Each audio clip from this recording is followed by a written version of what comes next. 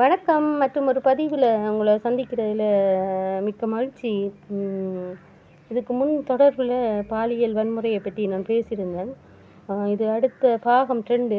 ம் குழந்தை செல்வங்கள் என்பது இறைவனால் தரப்பட்டது. அவர்கள் ஆண்களுக்கு ஆண் குறி வேறு, பெண் குறி வேறு. மற்றபடி அவர்கள் எல்லாரும் ஒருவர் தான்.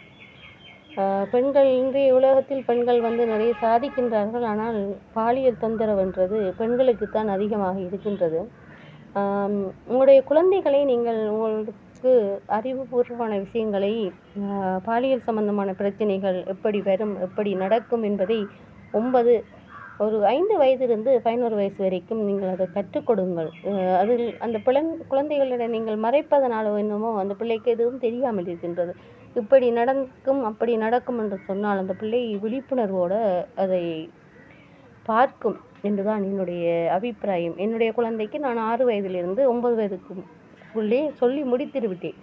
இன்னும் பிள்ளைகள் கட்டுப்பாடாக இருக்க வேண்டும் என்று. அதனால் நீங்கள் அதை கவனத்தில் செலுத்துமாறு கேட்டுக்கொள்கிறேன். நன்றி. வணக்கம். எழுத்து கவிஞர் சுமான் செல்வராஜா. நன்றி.